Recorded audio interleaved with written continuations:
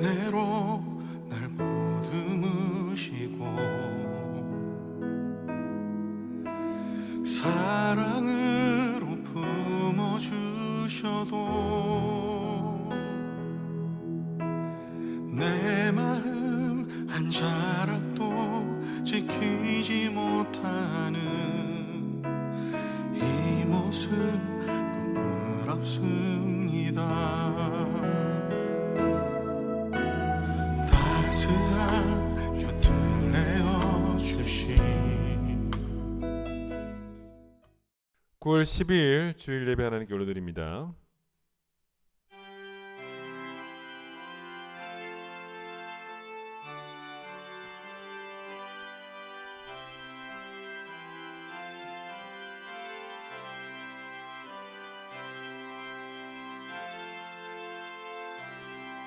온 땅이여 여호와께 즐거운 찬송을 부를지어다. 기쁨으로 여호와를 섬기며 노래하면서 그의 앞에 나아갈지어다.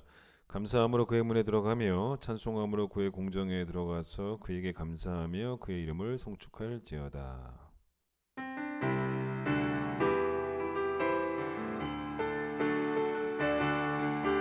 지존하신 주님 이름 앞에 모두 무릎 꿇고 다 경배. 거룩하신 주님 보좌 앞에 엎드려 절하세.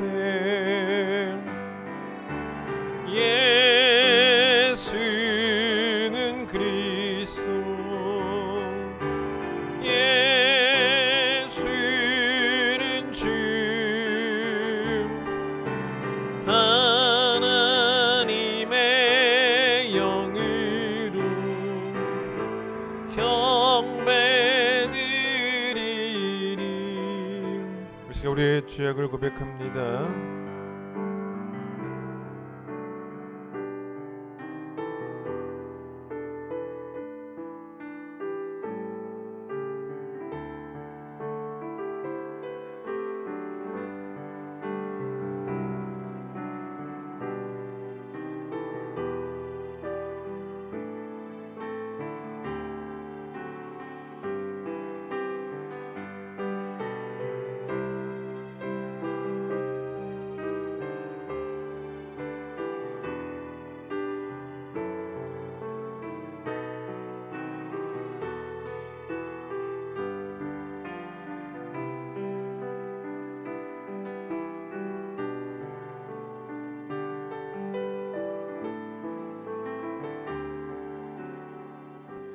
여호와는 긍휼이 많으시고 은혜로우시며 노하기를 더디하시고 인자하심이 풍부하시도다. 우리의 죄를 따라 우리를 처벌하지는 아니하시며 우리의 죄악을 따라 우리에게 그대로 갚지는 아니하셨으니 동이 소에서 먼 것 같이 우리의 죄가를 우리에게서 멀리 옮기셨느니라. 아멘. 신앙 고백합니다.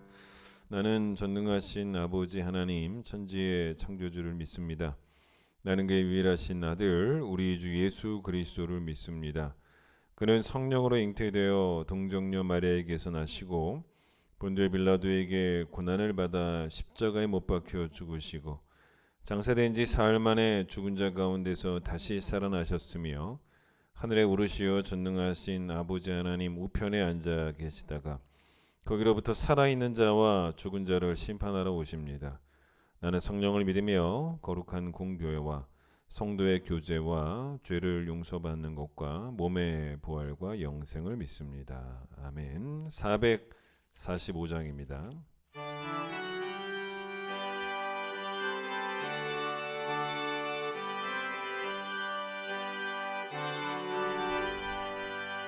대산을 넘어 한국에 가도 빛 가운데로 걸어가면 주께서 항상 지키시기로 약속한 말씀 변치 않네.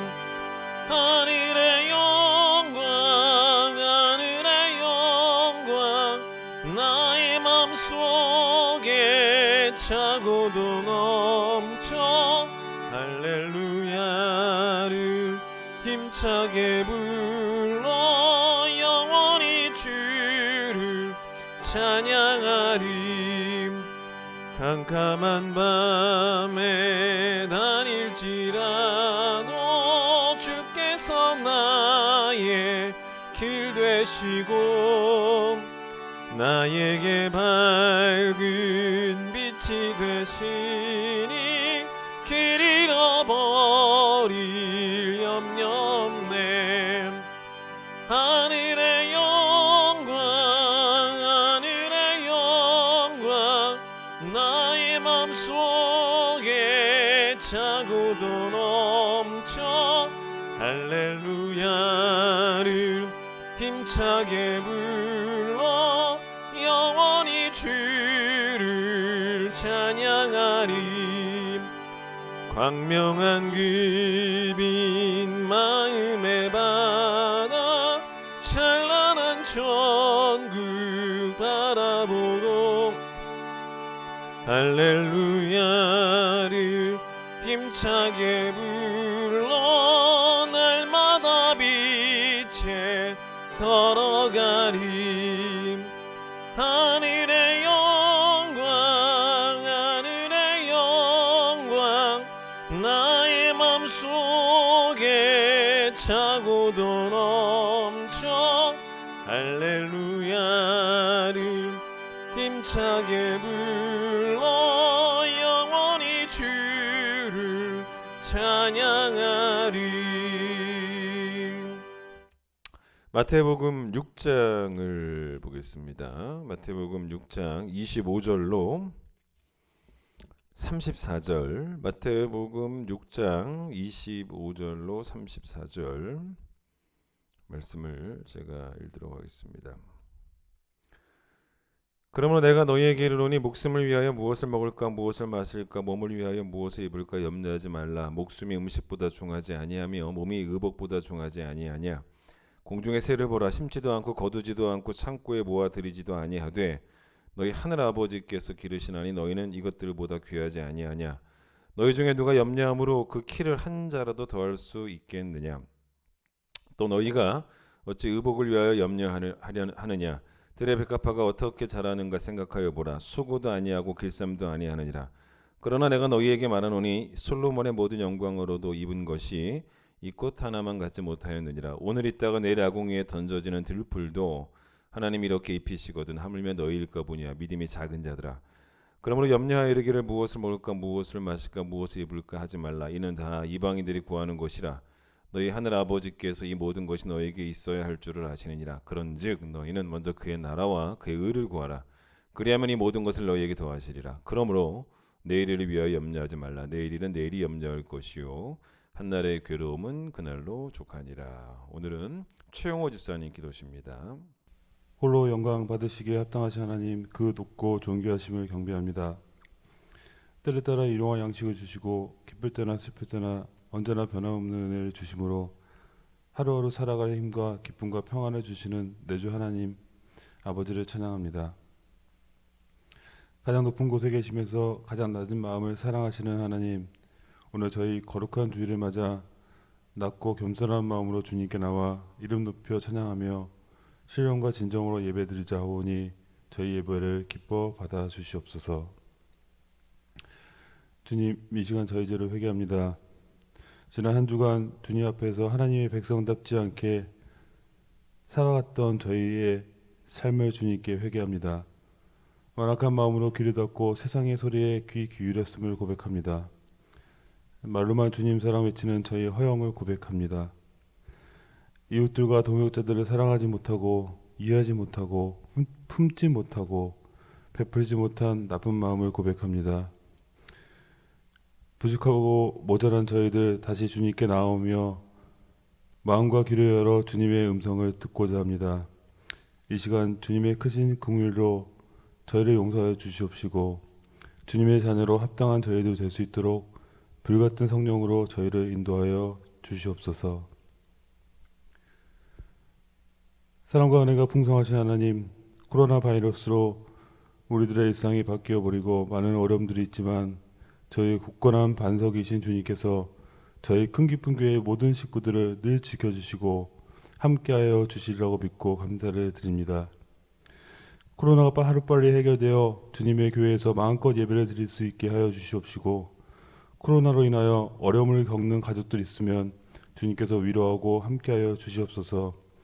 아이들이 말씀 들으며 교회에서 마음껏 뛰놀며, 어른들은 주님 크신 은혜 소리 높여 찬양하며, 주님의 사랑이 이 큰 기쁜 교회 예배당에 가득 차는 날이 하루빨리 오기를 간절히 소망하며 기도드립니다. 저희 부모님들, 아이들, 모든 가족들 건강 지켜주시옵시며, 코로나로 인하여 생업에 적지 않은 지장을 초래하고 있는 현실이 하루빨리 해결될 수 있도록 인도하여 주시옵소서. 존귀하시고 거룩하신 하나님, 만물이 결실을 맺는 이 풍요로운 계절을 허락하심을 감사를 드립니다. 이 아름다운 계절을 맞이하여 저희들도 열매 맺는 성도들이 되기를 원합니다. 성령의 열매를 맺음으로 우리의 삶에 소망이 넘치게 하시고 기쁨이 충만하게 하셔서 하나님께 영광을 돌릴 수 있도록 축복하여 주시옵소서. 결심했고 거둬들이는 사람들에게는 더 큰 수확으로 함께하여 주시고, 그 수확을 누리는 모든 사람들에게 주님께 감사하는 마음을 갖게 하여 주시옵소서. 여러 가지 어려운 일들과 상황으로 더 큰 믿음의 용기를 가지고 살아가야 하는 때인 것을 절감합니다. 세상의 시련이 엄습해 올 때 두려워하거나 허약해지는 저희들 되지 않게 하시고, 언제 어디서나 믿는 자의 사명을 다하는 모든 큰 기쁜 교회 가족들에게 주님께서 함께하여 주시옵소서. 땅끝까지 복음을 전파하라 명하신 하나님, 오늘도 단위에 세우신 목사님 강한 팔로 붙드사 하나님의 귀한 말씀을 대언하실 때 저희 모두가 말씀 앞에 변화되는 새로운 역사가 일어나게 하시고, 말씀마다 주님의 굳건한 깊은 사랑이 저희 가슴속 깊이 전해질 수 있도록 이 시간 성령님께서 함께하여 주시옵소서. 저희 교회가 주님의 성품을 닮은 선한 영향력을 널리 퍼뜨리는 귀하고 복된 교회 되기를 원하며, 무엇보다 주님 거룩한 말씀을 증거하며 전파하는 데 노력하고 힘쓰는 저희 모두들 될 수 있도록 주님께서 함께하여 주시옵소서. 주님, 저희 목사님 위해 기도드립니다. 자신보다 언제나 주님 뜻을 따라 경건한 삶으로 한평생을 살아오신 목사님의 지난 날들을 축복하여 주시고, 또한 건강의 복을 허락하여 주셔서 남은 삶도 하나님의 영광에 위해 쓰임받는 귀한 목사님 될 수 있도록 축복하여 주시옵소서. 늘 깨어 기도하며 몸과 마음이 언제나 주님을 향하여 항상 열려있는 저희 목사님 될 수 있도록 주님께서 큰 은혜 내려 주시옵소서. 사랑의 하나님, 오늘도 예배를 위해 교회를 위해 애쓰는 모든 손길들 은혜와 축복으로 함께하여 주시옵소서. 또 오늘 이 자리에 함께 예배드리지 못하는 형제 자매들과 병마로 고통받고 있는 이들에게도 치유와 회복의 시간이 되게 하시고, 어려운 상황으로 물질적으로 근심하는 성도들에게도 주님의 축복과 평안함으로 늘 함께하여 주시기를 기도드립니다. 감사드리며 이 모든 말씀 우리 주 구주 예수 그리스도의 이름으로 기도드렸습니다. 아멘.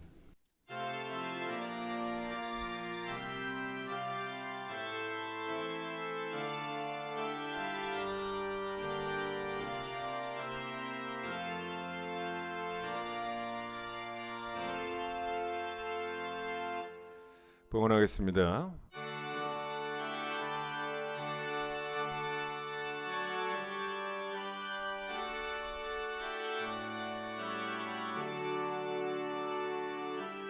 내게 있는 모든 것을 아낌없이 드리네. 사랑하고 의지하며 주만 따라 살리라. 주께 드리네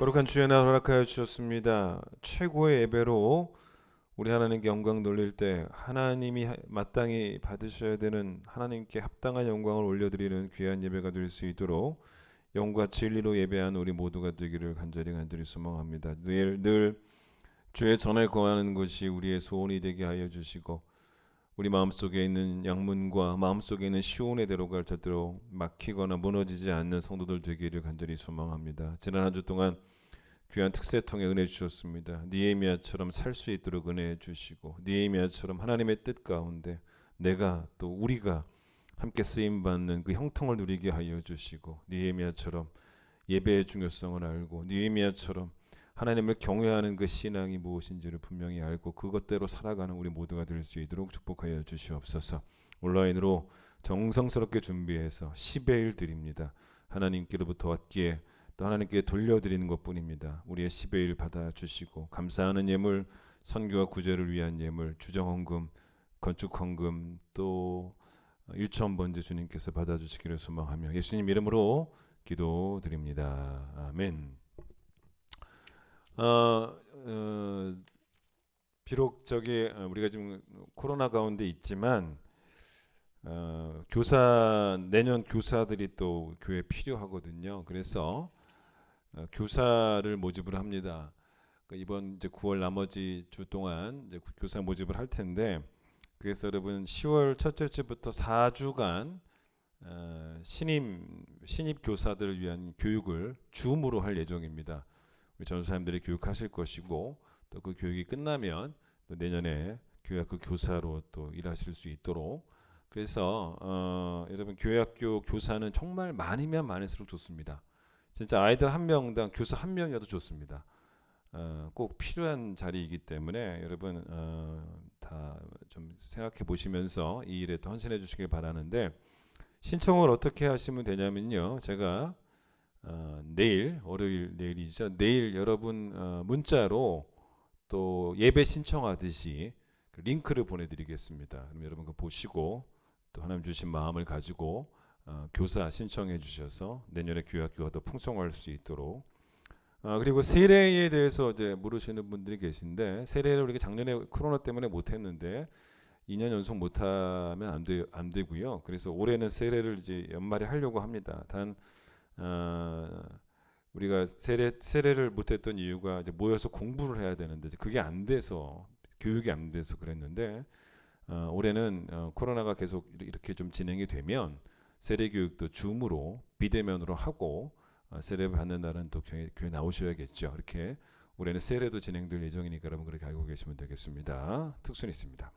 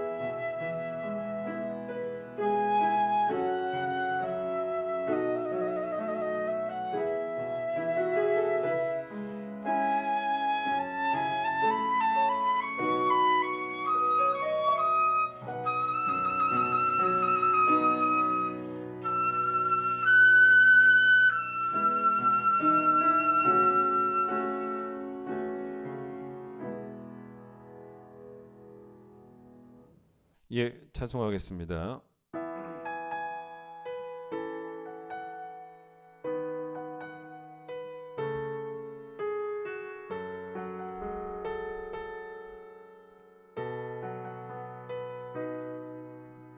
은혜로 날 보듬으시고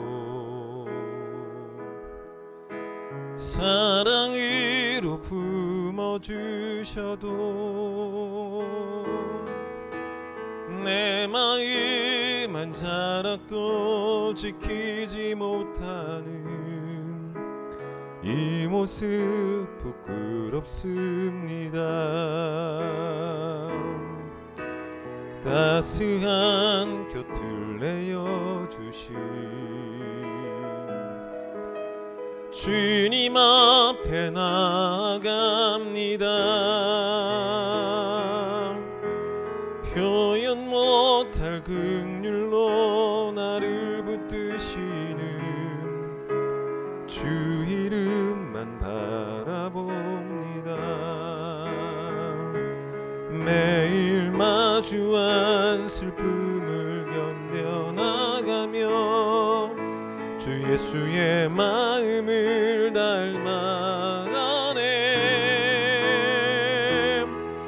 두려운 걸음마다 주가 동행하니 주지하며 오늘을 걷네. 주의 신실한 소망을 깊이 담으며 주 예수의 풍요를 채워가네. 하나님의 자녀로 명예 지켜가며 깊어진 삶을 주께 드리네. 성경 읽어보면 우리에게 아무것도 염려를 하지 말라라고 그렇게 말씀을 하시죠. 여러분 어떻습니까? 어려운 일을 당할 때 염려가 나를 사로잡아 가는 거를 여러분 경험하신 분들 많이 계실 거예요. 아니, 상황이 이렇게 안 좋은데 어떻게 염려를 안 하냐. 근데 예수님은 이 산상수훈에서 오늘 읽은 이 마태복음 6장에서 염려에 관해서 말씀하시면서 일단은 아주 현실적인 이야기를 하십니다. 그게 바로 뭐냐면 염려의 무용성입니다. 염려의 무용성. 그 27절이거든요. 뭐라고 말씀하시냐면 너희 중에 누가 염려함으로 말미암아 그 염려 때문에 키를 한 자라도 더 키울 수 있겠느냐라고 말씀을 하십니다. 여러분 여기는 키라고 하는 단어가 나왔는데 이 키라는 단어가 헬라어 원어로 헬리키아라는 단어인데요. 이 단어는 여러분 사실 사람의 키라는 뜻도 있지만 여러분 거기 줄을 잘 보세요. 성경은 자꾸 줄을 보면 좋습니다. 쭉 내려가 보세요. 이 원어에는 어떤 뜻도 있다는 것이 어떤 뜻도 있다는 겁니까? 목숨, 생명이잖아요. 사람의 생명. 여러분 그러니까 이런 것입니다. 키가 작아서 늘 염려하는 사람이 있는데 계속 염려하고 또 염려했더니 드디어 그 염려 덕분에 키가 자라는 경우가 있습니까? 없죠.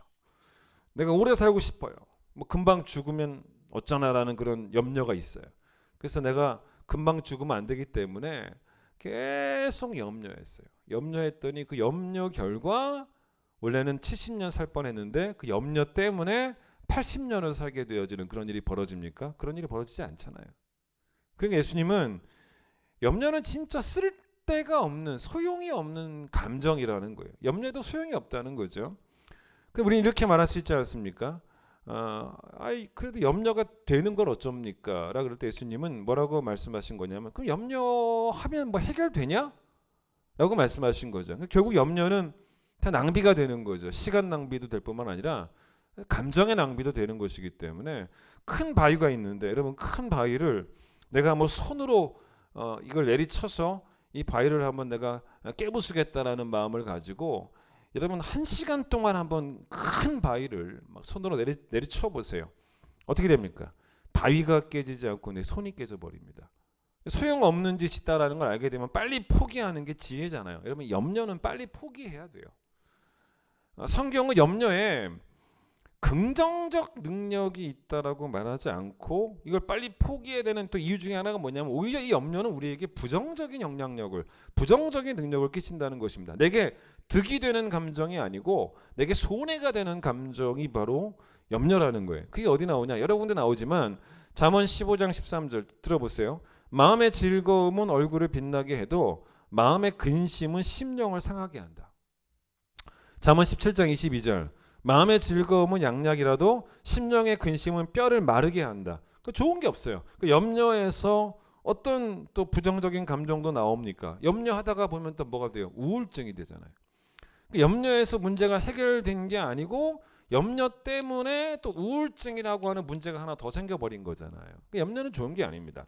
심지어 여러분 예수님은 염려가 또 어떤 면에서도 안 좋으냐면 염려 때문에 예배 시간에 말씀이 안 들린다는 거예요.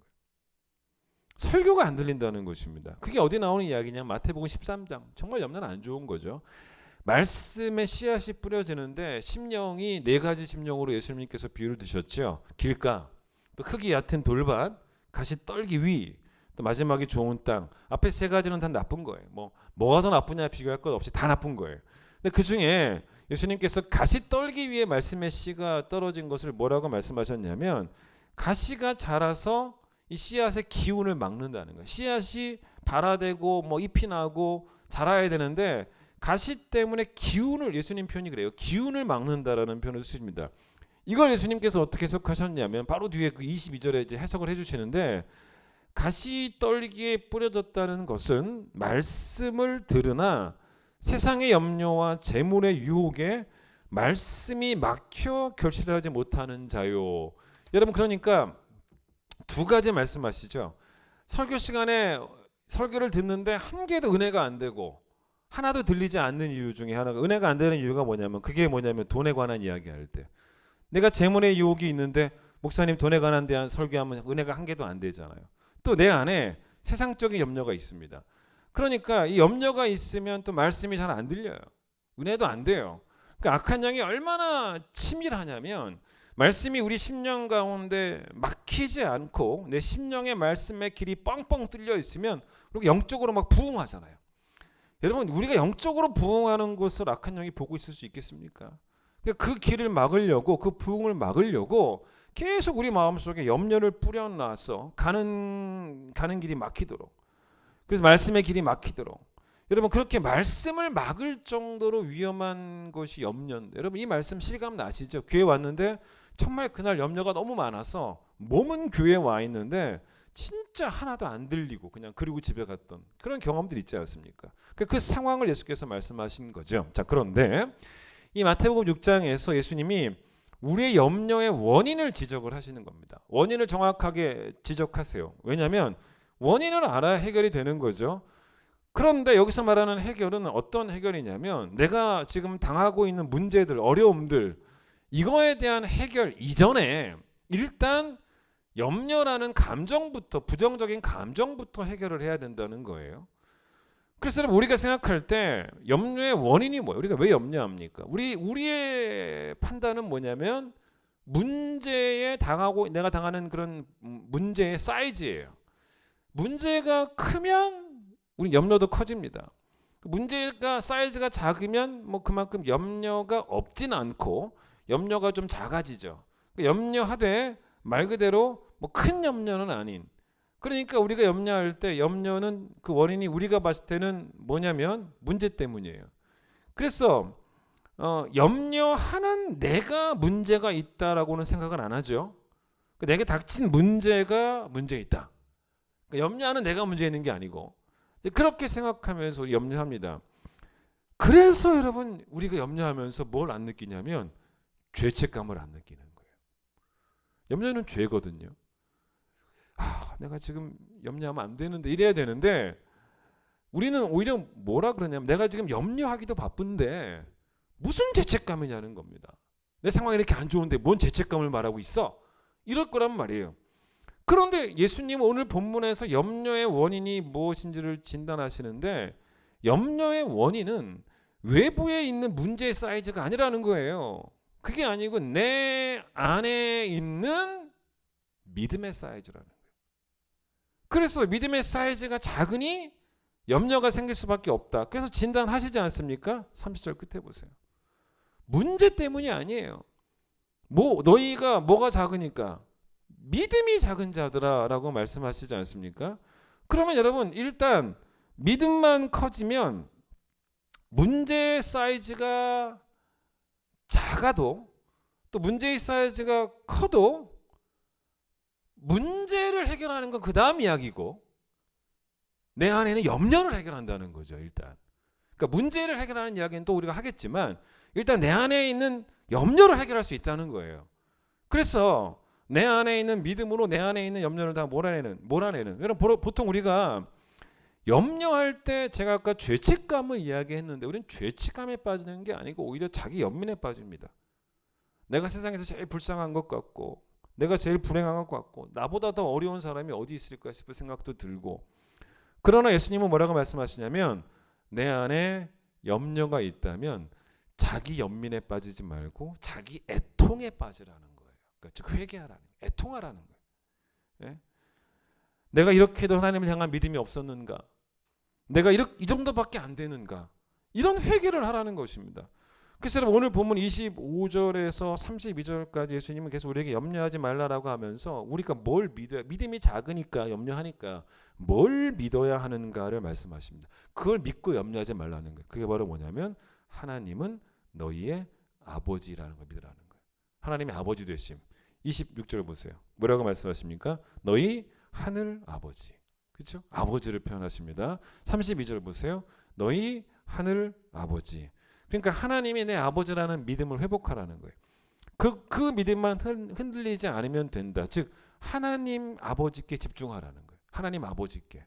여러분 왜 우리가 흔들리냐면 간단해요. 붙잡지 못하면 흔들려요. 강풍 속에 내가 있다라고 해보세요. 여러분 강풍 한복판에 있으면 흔들리지 않으려면 나무라도 붙잡아야 됩니다. 강풍이 아무리 세도요. 여러분 그걸 능가하는 힘이 있으면 나무를 붙잡는 내 힘이 그 강풍의 힘을 능가하면 절대로 우리는 넘어지지 않습니다. 여러분 그 붙잡는 힘이 언제까지 필요하냐면 강풍이 다 지나갈 때까지 필요하지 않겠습니까? 그런데 그 붙잡는 힘이 약해지면 강풍에 나도 함께 날아가 버리죠. 마찬가지예요. 내 하나님이 내 아버지라고 하는 그 진리를 죽기 살기로 붙잡으셔야 돼요. 그 폭풍 한복판에서. 그 붙잡는 힘이 바로 예수님은 믿음이라고 말씀하신 거예요. 붙잡으라는 거예요.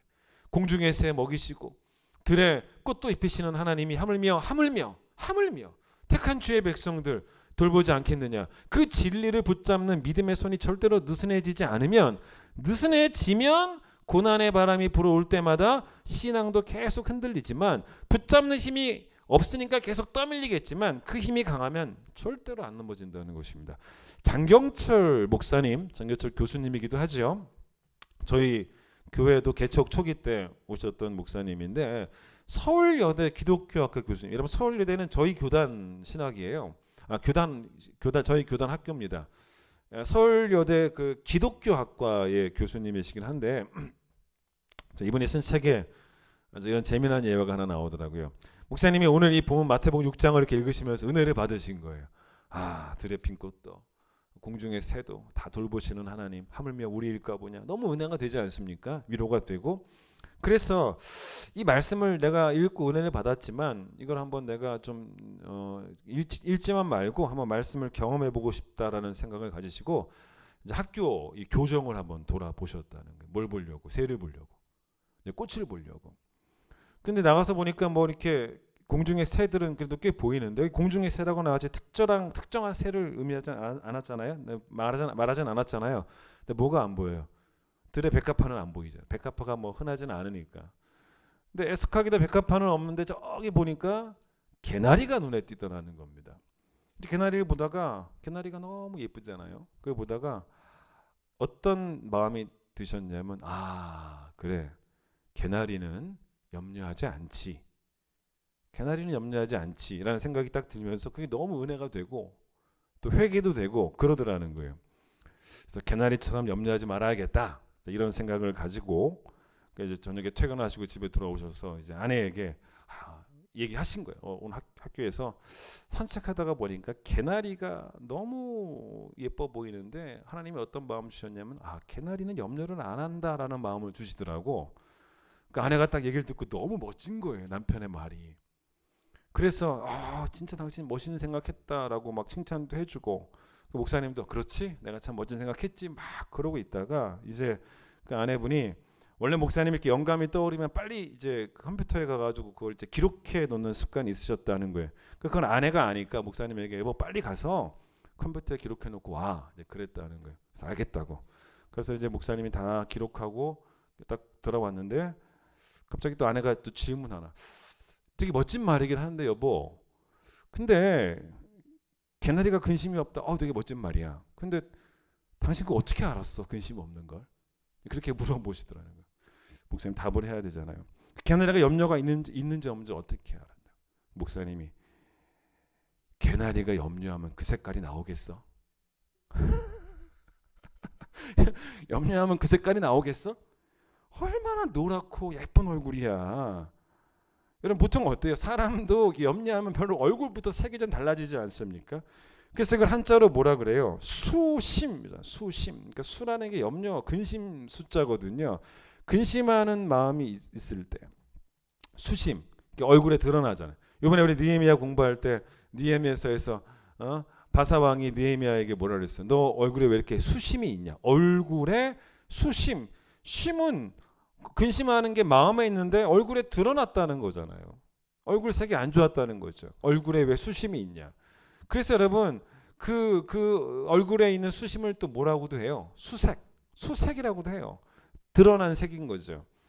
근데 개나리가 이제 노란색이 우중충하지 않고 아주 화사한 물론 누리끼리한 색도 있지만 이 개나리 노란색은 아주 화사하지 않습니까? 그걸 보니까 난 염려가 없다는 걸 난 알았어라고 목사님이 재치있게 대답을 하신 거죠. 사모님도 웃고 그 목사님이 이제 아내분과 이런 대화를 나눈 걸 계기 삼아 그 1998년에 이제 제가 지금 말씀드린 게 좀 옛날 이야기예요. 1998년에 그걸 계기 삼아 책을 하나 출판해 내셨습니다. 제목이 뭐냐면 개나리는 근심하지 않는다. 책을 내신 거예요. 근데 제가 이제 좀 찾아보니까 지금은 이제 그 책이 절판된 것 같더라고요. 근데 이제 목사님은 아이들에게 이제 이 책을 보여주는데 그 아이들은 늘 뭔가 좀 어릴 때니까 막 뭐 이렇게 궁금한 게 많더라는 거예요. 책 제목을 보면 걔네들이 뭐 두꺼비와 뭐 거북이 그러면요 그 책에 있어서 두꺼비가 진짜 나와야 되고 막 그렇게 아는 수준이었다는 거예요. 뭐 은혜가 차고 넘친다, 강물처럼 흐른다 그러면 책을 펼치면 진짜 강물이 흘러나와야 되고 뭐 거의 그런 수준으로 아이들을 안다는 것입니다. 그래서 이제 책 제목이 나와서 이제 아이들에게 책을 보여주면서 설명한 거예요. 아빠가 책 제목을 이렇게 정한 이유가 있어. 개나리는 근심하지 않는다. 이걸 이렇게 정한 이유는 아빠가 어느 날 개나리꽃을 보는데 너무 색깔이 밝잖아. 그래서 아빠도 우리에게는 하나님이 계시니까 개나리처럼 걱정하지 말고 살려고 이렇게 책 제목을 정한 거야 라고 했더니 그 중에 아이 중에 하나가 그 얘기를 딱 듣고 뭐라고 말하냐면 그러면 뭐 그 장미는 열받고 있어도 색이 그런 거네. 장미는 새빨가니까 이제 그렇게 얘기를 하더라는 것입니다. 여러분 개나리는 근심하지 않는다. 맞아요. 물론 이제 개나리가 생각을 하고 사고를 하고 그런 건 아니겠지만 개나리가 근심하지 않는다라는 말은 결국 하나님이 개나리도 입히시는데 우리를 입히시지 않겠느냐라는 그 마음들을 우리가 이제 품어야 된다는 거죠. 요한복음 20장을 잠깐 봐보세요.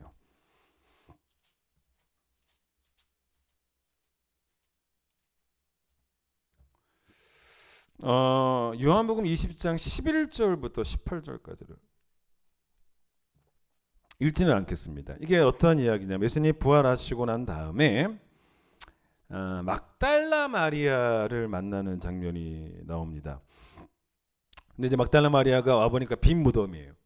예수님 시신이 없어요. 이제 부활하신지 모르고 너무 속상해서 막 울고 있던 그 막달라 마리아를 예수님 만나시는 장면인데 15절 보세요. 빨간색은 예수님 하신 말씀이니까 예수님께서 그 울던 막달라 마리아에게 뭐라고 말씀하셨냐면 여자여 어찌하여 울며 누구를 찾느냐 하시니 마리아는 그가 동산지기인 줄 알고 이르되 주여 당신이 옮겼거든 어디 뒀든지 내게 이르소서 내가 가서 가져오겠습니다.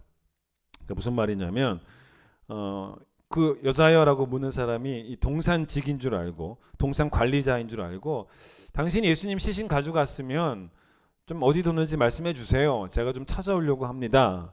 라고 대답을 한 거예요. 그런데 그 다음에 예수님께서 뭐라고 말씀하시면 16절 예수께서 마리아야 하시거늘 마리아가 돌이켜 히브리 말로 라보니 했다는 것입니다.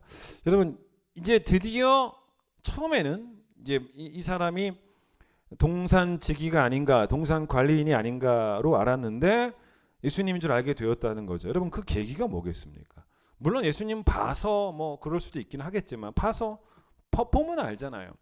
그러나 그것보다도 더 중요한 건 뭐냐면 이름이잖아. 이름. 15절에서는 뭐라고 불러요? 그냥 15절에서는 여자여라고 했는데 아니, 동산지기라면 여자여라고 부를만 하죠. 그런데 16절에 뭐라고 부르세요? 마리아야. 그러니까 동산지기가 자기 이름을 알 수는 없잖아요. 자기 이름을 아시는 분이에요. 아는 분이에요. 예수님이죠. 보니까 또 예수님이에요. 너무 좋아가지고. 여러분 근데 이제 그때 예수님이 하신 말씀을 보셔야 돼요. 17절이에요. 예수께서 이르시되 나를 붙들지 말라. 내가 아직 누구에게로? 아버지께로 올라가지 않았다. 너는 내 형제들에게 가서 이르되 내가 내 아버지 곧 너희 아버지 내 하나님 곧 너희 하나님께로 올라간다 하라. 요 말을 전해라 라고 예수께서 말씀을 하십니다. 여러분 이걸 좀 볼 필요가 있어요. 자 예수님이 승천하시기 전이잖아요. 그러니까 내가 아직 아버지께로 올라가지 않았다라고 말씀하십니다. 근데 여기서 예수님께서 중요한 표현 하나 뭘 쓰시냐면 너는 가서 마리아야 누구에게? 내 형제들에게. 내 형제들. 자 잘 생각해 보세요. 왜 예수님이 여기서 내 형제들이라는 표현을 쓰셨겠냐는 것입니다. 여기서 말하는 형제들이 누굴까요? 여러분 예수님의 어머니 마리아에게서 같이 태어난 친형제들 있지 않았습니까? 뭐 예수님이 인정하지 않았던 뭐 그런 고향에서는 환영받지 못하셨던 그런 예수님. 그 친형제들을 말하는 것 같지는 않다는 거죠. 왜냐하면 19절 보세요. 막달라 마리아가 예수님의 그 말씀을 듣고 누구한테 달려갑니까? 누구에게? 제자들에게 달려가고 있다는 거예요. 여러분 그러면 예수님 여기서 말씀하시는 내 형제들은 누구를 말합니까? 제자들을 의미한다는 거죠. 맞죠? 그런데 그 제자들을 예수님이 뭐라고 부르셨냐면 나의 형제들이라는 거예요. 그렇죠? 사실 예수님은 어떻게 말씀하셔도 되는 거예요. 막달라 마리아에게 가서 나의 제자들을 만나서 그들에게 이렇게 말해라 라고 하셔도 되는데 그렇게 말씀하시지 않고 내 형제들이라고 말씀하셨다. 다 여러분 여기 다 의도가 있는 거예요. 왜냐 여러분 제자들이 지금 뭐하고 있겠습니까? 염려하고 있어요. 두려워하고 있습니다. 불안해하고 있어요. 그래서 막달라 마리아에게 그 제자들에게 가서 무슨 이야기를 전하라고 하셨냐면 다시 17절 보세요. 내가 나의 아버지께로 돌아가고 내가 나의 하나님께로 올라갈 것이다 라는 것을 전하라 라고 그게 이제 제일 중요한 그 내용이 아닙니까? 그런데 예수님께서 그렇게 말씀하시지 않고 뭐라고 전하라고 말씀하시냐면 내가 내 아버지 곧 그 다음 보세요. 뭐라 그래요? 너희의 아버지죠. 너희의 아버지. 형제니까. 내가 내 하나님 곧 뭐예요? 너희의 하나님께로 돌아간다고 전해라. 뭘 강조하시는 것입니까? 예수님의 아버지가 제자들의 아버지고 이거잖아요. 예수님의 하나님이 곧 제자들의 하나님이라는 것을 그래서 그들을 형제라고 이걸 너무 강조하고 싶으셨던 거예요. 이들이 불안해하니까 염려하니까. 물론 어거스틴이 했던 말처럼 예수님은 본성적으로 하나님의 아들이죠. 우리는 예수님을 양자라 그러지 않아요. 근데 우리는 본성적으로 하나님의 아들이면 우리가 신인 거예요. 근데 우리는 본성적으로 하나님의 아들이 아니고 하나님의 은혜로 하나님의 아들이 되는 양자로서의 아들이에요. 그런데 예수님은 양자로서의 아들은 아니죠. 그런데 예수님이 이 말씀을 왜 하셨냐면 예수님도 이 땅에 계실 때 아버지가 늘 자신과 함께 하시는 걸 기뻐하셨어요. 여러분 그래서 예수님이 이 땅에 살아가실 때 아버지와 함께 하심을 얼마나 많은 본으로 보여주셨습니까? 십자가에 죽으실 때 몇 가지 말씀하십니까? 7가지 말씀하시는데 그걸 가상칠언이라고 하지요.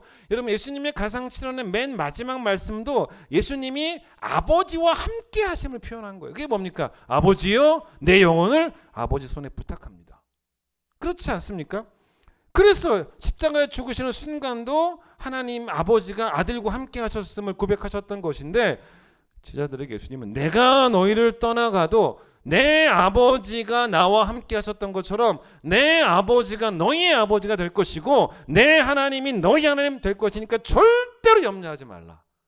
이런 의도가 있었던 거예요. 여러분, 여러분의 하나님은 여러분의 아버지예요. 그 믿으셔야 돼요. 오늘 말씀 34절 다시 한번 돌아가 보겠습니다. 이 34절에 여러분 예수님이 뭐라고 말씀하세요? 그러므로 자 내일을 위하여 염려하지 말라. 내일은 내일이 염려할 것이다 라는 그런 말씀을 하시는데 사실은 좀 어려운 이야기입니다. 왜냐하면 왜 이게 어렵냐면 그 옛날 성경에는 일단 더 어려웠어요. 옛날 성경은 더 말이 안 되게 해석이 됐었습니다. 옛날 성경은 뭐라고 풀어놨냐면 내일 일을 위해 염려하지 마라. 내일 일은 내일 염려해라. 내일 염려할 것이요. 이렇게 나오니까 여러분 이게 어떻게 들립니까? 오늘은 오늘 것만 일단 염려하고 내일 돼서 내일 것 염려하라 라는 말로 들린단 말이에요. 그건 성경 원문이 그렇게 안 쓰여져 있어요. 해석이 잘못된 거예요. 그러니까 예수님이 앞에서 염려하지 말라고 하셨는데 갑자기 34절에서는 염려해라. 말이 안 되지 않습니까? 그래서 여러분 이 본문이 특별히 어떤 것이냐면 이제 먹을 것과 입을 것에 대해서 생계에 대해서 염려하지 말라라는 말씀도 예수님이 하신 것인데 여러분 가정에 한번 생각을 한번 해보세요. 자녀들이 내일 엄마 아빠가 우리를 먹일 수 있을까 이런 염려를 안 합니다. 보통은 안 하죠. 왜냐하면 엄마 아빠가 내일 돼도 자신들을 알아서 잘 돌볼 걸 믿잖아요. 돌볼 걸 믿습니다. 이제 그런 의미죠. 자, 이거를 원문대로 해석을 해야 돼요. 원문이 뭐냐면 내일 일은 내일이 염려를 해야 된다라고 나와요. 근데 사실 그것도 좀 이상해요. 그러니까 내일 일은 내일이 염려해야 된다. 여러분 저도 이거 가지고 되게 고민 많이 했어요. 사실은. 그래서 제가 이게 고민스러워서 내일 일은 내일 염려란 말이 뭐야? 너무 고민스러워서 여러 영어 성경 버전을 봤습니다. 영어 성경 버전을 보다가 그래 요렇게 풀면 되겠구나라고 했던 영어 성경 하나 있었습니다. 원래 여러분 염려하다는 영어로 뭐냐면 worry죠. 뭐에 관해 염려하다 worry about 그래요. 대부분의 영어 성경이 뭐라고 나오냐면 주어가 tomorrow예요. 내일에 대해 염려할 거다. Tomorrow will worry about tomorrow예요. 대부분 이렇게 써놨습니다. 근데 제가 사실은 계속 그 영어 성경 여러 가지 버전을 보다가 걸리는 단어가 worry예요. worry라는 단어가 좀 안 좋잖아요. 염려한다는 뭔가 좀 찜찜한 마음이 들다가 그 찜찜한 마음을 싹 다 풀어준 영어 성경 하나가 있었어요. 그게 바로 뭐냐면 요거예요. 보세요. 영어 나왔죠? 이렇게 나와 있더라고요. Tomorrow will care for itself. 그러니까 뭔 말이냐면 care for를 써요. care for. 요게 맞아요. 요게 맞습니다. 그러니까 뭔 말이냐면 내일이 tomorrow 내일에 대해서 care for가 뭐냐면 돌보다예요. 내일은 내일이 돌볼 거라는 거예요. 내일을 돌볼 거다가 care for예요. 요게 맞아요. 그럼 요거와 완벽한 동의어가 뭔지 아십니까? 그게 어디 나오냐면 베드로전서 5장에 나와요. 찾아보세요. 내일은 내일이 돌볼 것이다 라는 말인데 베드로전서 5장 7절 보세요. 5장 7절. 자 382페이지 너희 뭐를 염려를 다 주께 맡기라. 이는 하나님이 너희를 뭐 할 것이다. care for 하실 것이다. 나왔잖아요. care for가 뭡니까? 여기 돌보심이에요. 하나님이 너희를 돌볼 것이다. 요거와 완벽한 여러분 보세요. 하나님이 너희를 돌볼 것이다. 완벽한 동요가 tomorrow 내일이 내일을 돌볼 것이다라는 말이라는 거죠. 그럼 또 약간 여기서 좀 어렵죠. 그럼 이게 과연 무슨 말이냐? 여러분 내일이 내일을 돌볼 것이다라는 걸 이해하려면 중요한 게 있습니다. 우리가 현재 당하는 고난 때문에 염려하기도 하지만 우리는 또 모두 염려하기도 하냐면 현재의 형통이 있어도 염려하죠. 왜요? 내일도 계속 이 형통이 이어질 수 있을까 때문에 염려하기도 합니다. 자, 이게 결국 무슨 말이냐를 잘 아셔야 돼요. 내일도 내 계획대로 다 돼야 되는데, 내 예상대로 돼야 되는데 내일도 내 예상대로 될까를 생각하면 조금 염려가 생기는 거예요. 결국 여러분 이게 결국 뭐냐면 우리가 인생의 주도권을 내가 잡고 있으려고 하니까 계속 염려는 끊이지가 않아요. 여러분 어제는 누구의 영역입니까? 하나님의 영역이었어요. 그러면 오늘은 누구의 영역입니까? 오늘은 내 영역이 아니라 하나님의 영역이에요. 그럼 내일은 어떻습니까?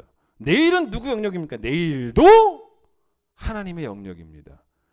그래서 여러분 결국 무슨 말이냐면 모든 날의 주인은 내가 아니라 하나님이에요. 제가 여러분에게 오늘 또 좋은 영어 하나 알려드리겠습니다. 오늘 영어 선생님 같은데 좋은 영어 하나 알려드리겠는데 따라 한번 해보세요. 어렵지 않아요? My times are in your hand. 따라 해보세요. 시작. My times are in your hand. 직역해볼까요? My times, 내 시간이 are in your hand. 당신의 손에 있습니다 라는 말입니다. 여러분 제가 이 말을 아무 데서나 가져온 게 아니라 성경에서 가지고 온 거예요. 찾아보겠습니다. 시편 31편.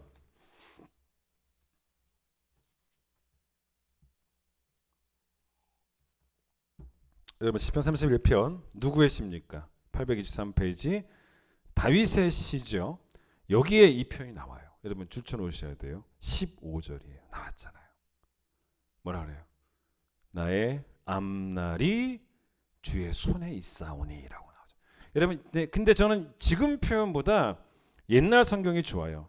옛날 성경에는 뭐라고 나오냐면 내 시대가 주의 손에 있습니다. 쉬운 성경에는 내 일생이 어제 오늘 내일 다 모든 시간이 단지 앞날만을 의미하는 것이 아니고 어제도 오늘도 내일도 내 영역이 아니라는 거예요. 하나님의 영역이라는 거예요. 하나님 손에 있다는 것입니다. 그래서 여러분 무슨 말입니까? 내일 일은 내일이 돌본다는 말은 뭐냐면 내일의 주인이신 하나님이 나의 내일을 돌보신다는 거예요. 그러니까 하나님이 나를 돌본다는 말과 똑같은 말이 되는 것입니다. 여러분 잘 생각해 보시면 이해가 되실 것입니다. 그래서 여러분 우리가 마지막으로 뭘 봐야 되냐면 전도서를 봐야 됩니다. 오늘 전도서를 보고 말씀을 끝낼게요. 시편 핀 김에 조금만 뒤로 넘어가서 전도서 7장을 펴보세요. 자, 전도서 7장 14절 말씀을 보면서 오늘 제가 설교를 마치려고 해요. 한번 제가 읽어보겠습니다. 전도서 7장 14절 들어보세요. 형통한 날에는 기뻐하고 곤고한 날에는 되돌아보아라. 이 두 가지를 하나님이 병행하게 하사 사람이 그의 장래 일을 능히 헤아려 알지 못하게 하셨다. 요걸 잘 보셔야 돼요. 이걸로 저 결론을 짓겠습니다. 무슨 말이냐면 전도서의 주제가 뭡니까? 우리가 왜 허무한 인생을 살고 있는가를 딱 정확하게 파악을 한 책입니다. 그 이유를 밝혀줘요. 제가 그동안 전도서를 이야기할 때 우리가 허무하게 살았던 이유들을 많이 제가 말씀드려요. 되게 좋은 책입니다. 그런데 오늘 본문에서 우리가 허무한 이유 중에 하나가 뭐냐면 오늘 설교와 맞물려 가면 염려 때문에 허무하다는 거예요. 맞잖아요. 염려하면 허무하잖아요. 자, 근데 왜 염려가 되냐면 내가 지금 고난을 당하는 오늘 내가 고난 당하죠. 여러분 가운데 고난을 계획한 사람이 어디 있어요? 내가 계획한 적이 없어요. 내가 오늘 만나는 고난은 내가 계획했던 오늘이 아니에요, 사실은. 그 다음에 내가 오늘 형통한데 내일도 형통하고 싶은 건 사실은 내 계획이에요. 그런데 그게 혹시나 안 될까봐 염려가 생기기도 합니다. 그러니까 이래저래 고난 때도 형통 때도 염려는 있는 거예요. 그 얘기를 담고 있어요. 만약 여러분 우리 인생에 고난이 없어요. 매일매일 내 계획대로 되기만 한다면 바꿔 말할까요? 모든 시대가 내 손 안에 있다면 맞잖아요. 나의 모든 시대가 내 손 안에 있다면 우리 가운데 아무도 염려할 사람 없어요. 그래서 전도서 기자가 솔로몬이 우리가 염려하는 이유를 정확히 시작하는데 그게 뭔지 아십니까? 하나님이 안 되게 창조하셨는데 자꾸 그걸 되게 하려고 생각하기 때문에 자꾸 되게 하려고 하니까 염려가 된다는 거예요. 자, 하나님이 안 되게 하신 게 뭔지 아십니까? 안 되게 하셨는데 자꾸 되게 하려고. 14절 끝에 보세요. 하나님이 창조하실 때 어떻게 했습니까? 사람이 그의 장래일을 능히 어떻게 해요? 헤아려 알지 못하게 하셨다는 거예요. 우리에게는 그런 능력이 없다는 것입니다. 내일이 어떻게 될지 우리 가운데 그걸 알 수 있는 또 그 계획대로 그렇게 만들어낼 만한 그런 능력 있는 사람들은 단 한 명도 없다는 거예요. 그럼 우리가 아는 게 하나 있죠. 내일이 어떨지는 모르지만 딱 하나는 알아요. 그게 14절입니다. 오늘이 형통한 날인지 아니면 곤고한 날인지 정도는 알잖아요. 맞잖아요? 그런데 하지만 오늘이 곤고한 날이라는 걸 알아도 여러분 잘 보세요. 이 곤고한 날이 여러분 이거 잘 들어보셔야 돼요. 내일도 이어질 거야 라고 말하시면 안 돼요. 그럼 여러분 너무 이미 아는 거예요. 어떻게 알아요? 내일도 그 고난이 계속 이어질지 우리 몰라요. 그걸 이미 알아서 하나님이 모르게 창조하셨는데 그걸 이미 아니까 염려가 생기는 것입니다. 또 형통한 날이 내일도 이어질까요? 몰라요. 나는 그걸 이미 알고 있는데 조금 걱정이 돼서 염려가 되는 거예요. 여러분 어떤 사람에게 오늘 내가 고난을 겪고 있다라는 것은요. 성도들 가운데도 그런 사람들이 있어요. 무척 자존심 상해해요. 자기 자존심에 스크래치가 생긴 것입니다. 왜냐하면 나는 그동안 교회 다니며 예수 믿으면서도 불구하고 모든 시간이 내 손 안에 있다라는 그런 교만한 믿음으로 살아왔는데 그런 교만한 마음으로 예상 밖의 상황을 만나니까 무척 자존심 상하는 거죠. 현재 형통을 누리는 사람은 역시나 모든 시간이 내 손 안에 있다라고 착각하기 쉽기 때문에 여러분 결국 염려와 교만은 뗄래야 뗄 수가 없어요. 왜 염려하나? 교만 때문에 염려하는 거예요. 사실은 교만 때문에. 하나님이 창조하신 모습 있지 않습니까? 여러분 그 모습 그대로 사는 게 제일 행복한 거예요. 무슨 말이냐? 만약 하나님이 우리가 장래를 알게 창조하셨다면 그렇게 살면 돼요. 그러나 하나님은 처음부터 우리를 장래일을 알지 못하게 창조하셨으니까 그걸 모른 채로 사는 게 행복한 거예요. 그렇죠?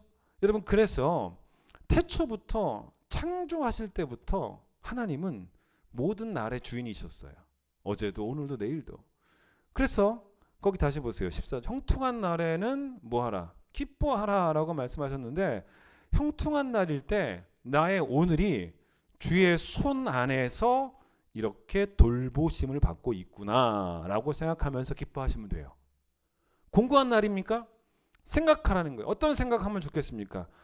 이 고난도 주의 손 안에 있는 날이고 이 고난을 통해서도 하나님이 나를 어떻게 돌보시고 있는지를 한번 생각해 보시면 돼요.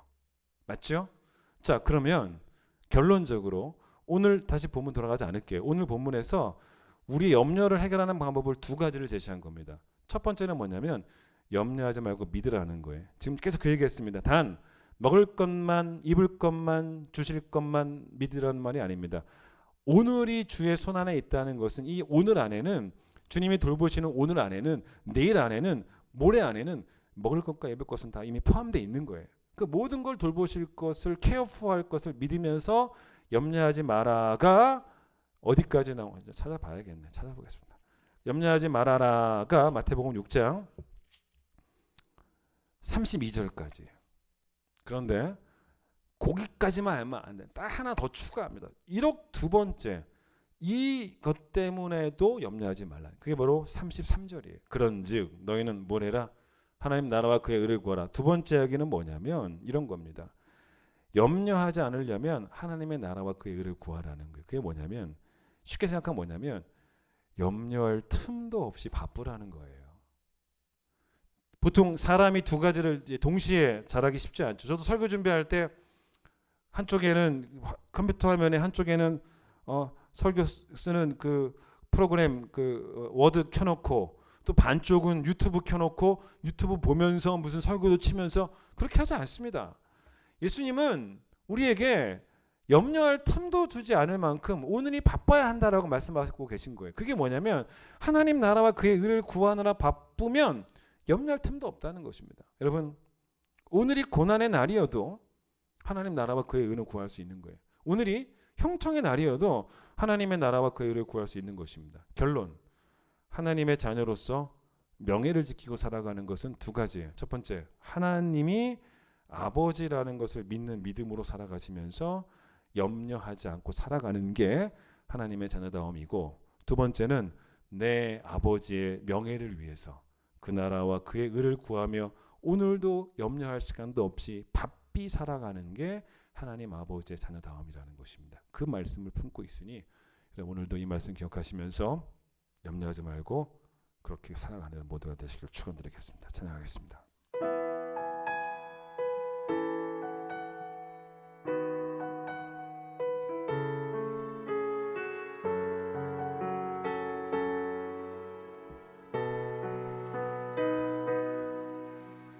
은혜로 날 보듬으시고 사랑으로 품어주셔도 내 마음 한 자락도 지키지 못하는 이 모습 부끄럽습니다. 따스한 곁을 내어주신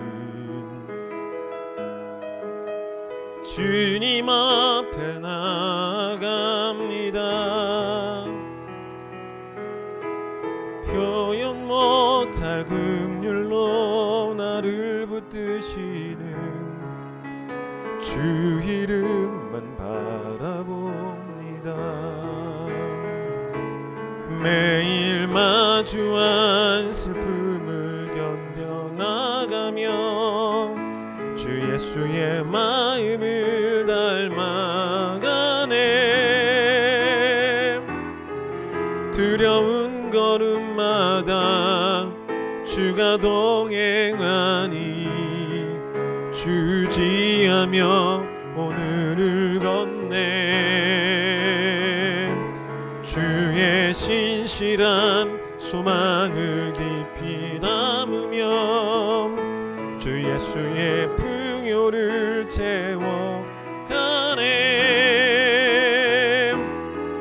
하나님의 자녀로 명예 지켜가며 깊어진 삶을 매일 마주한 슬픔을 견뎌나가기 원합니다. 매일 마주한 슬픔을 견뎌나가며 주 예수의 마음을 닮아가네. 두려운 걸음마다 주가 동행하니 주지하며 오늘을 걷네. 주의 신실한 소망을 깊이 담으며 주 예수의 풍요를 채워가네. 하나님의 자녀로 명예 지켜가며 깊어진 삶을 주께 드리네. 다윗처럼 고백하기 원합니다. 우리의 시간이, 우리의 시대가, 또 우리의 삶이 주의 손에 있음을 고백합니다. 형통의 때든 고난의 때든 간에 우리가 주의 손에 우리의 삶이 있음을 기억하며 염려하는 것은 결국 교만 때문에 염려한다라는 말씀을 배웠습니다. 하나님, 그렇게 우리가 하나님의 자녀로서 고난과 형통, 그것이 우리의 오늘의 모습, 어떤 모습으로 우리가 오늘을 만나든지 간에, 고난이든 형통이든 간에 하나님 이 아버지 되심에 대한 흔들림 없는 그런 믿음으로 자녀의 명예를 지켜가는 우리 모두가 되기를 원하며, 또 내 아버지를 위해서, 하나님 나라와 아버지의 나라와 아버지의 의를 위해서 그것을 구하며 바삐 살아가는 하루로, 염려할 시간조차 없는 그런 헌신의 모습으로 또 하나님 아버지 자녀됨의 명예를 지켜나가는 우리 모두가 될 수 있도록 하나님 축복하여 주셔서 염려하지 말고 우리의 삶을 돌보시는 하나님께 영광 돌리는 복된 삶을 살아가는 귀한 성도 될 수 있도록 하나님 축복하여 주시옵소서. 이제는 예수님의 놀라우신 은혜와 하나님의 사랑과 성령의 역사하심이 염려하지 않기를 오늘 주신 말씀 붙잡고 다시 한번 다짐하는 모든 성도들 위해 함께하여 주시길 간절히 축원하옵나이다. 아멘.